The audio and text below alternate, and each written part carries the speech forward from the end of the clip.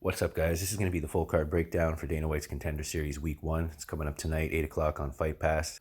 So first fight of the night, and this is a tough card. There was a few fights where I couldn't find any tape on these guys. For the most part, there was a little bit to look at, but in certain cases, like I said, there was nothing. So I'm still going to give, the best options. I'll give a dog and a couple parlay picks as well, but I'm going to be keeping it really small on this card. The last 2 weeks, we've had a lot of favorites. It's the same type of deal on this card. So if you were looking to make the fights a little more entertaining, a lot of people do that. It is what it is.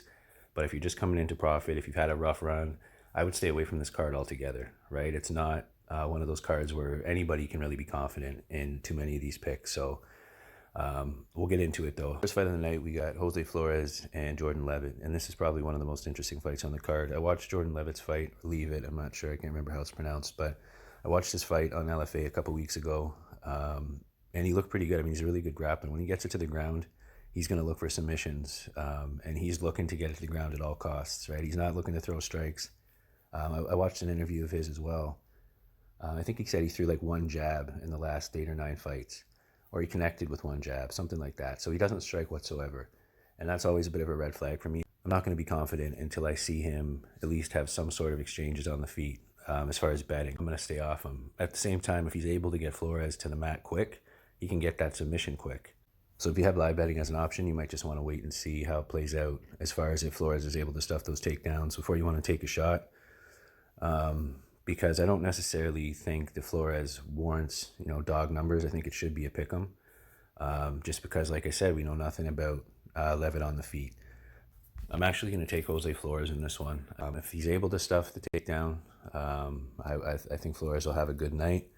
If not, I think it's going to be a quick submission, but I'm not going to bet it. I'm going to say Jose Flores by decision or TKO. Then we got Luis Rodriguez and Jerome Rivera. Jerome Rivera was one of the guys that I was looking at as a possible parlay option. I saw some of his fights, listened to a couple interviews. Seems like he's in a good space. He thinks he's ready for the UFC, excited to, get that higher level competition. Luis Rodriguez did look pretty dominant in his fight as well, or a couple of his fights that I watched. But I'm going to go with Rivera in this fight. I think he should be able to get it done. The thing that I hate about this card is the odds, right? All the favorites or all the fighters that I lean to are pretty heavy favorites, so it's pretty much a parlay or pass.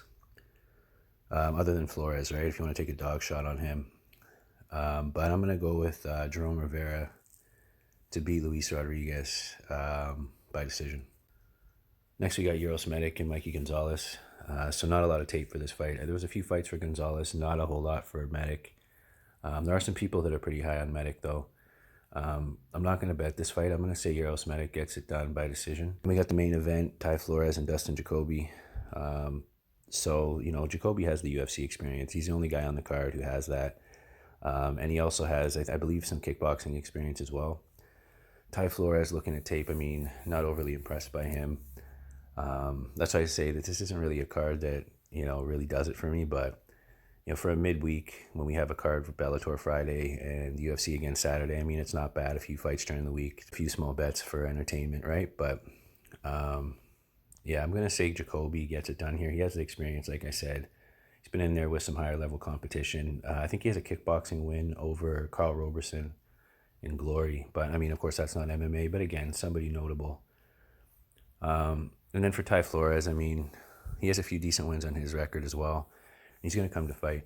The thing about Contender Series is, some of these guys will come out of their normal game, right? They'll go for the kill, be a lot more aggressive just to get that performance that Dana's looking for versus just the win.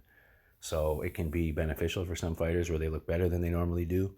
And then some fighters will bomb, right? Because they go crazy, try to get the win and get caught. Or, I've seen it a bunch of times where I'll watch tape and get a completely different fighter on the Contender Series. So it's one of those things that, you always got to be aware of. But I'm going to go with Jacoby to get it done. Another decision there. If I'm looking at a parlay, I think Jacoby and Rivera might be something to look at. I think one of these fights dropped off now that I look at it. What was it?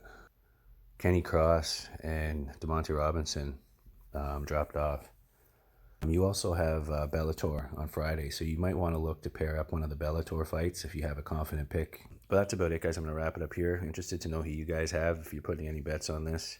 Thanks for watching, and I'll see you on the next one.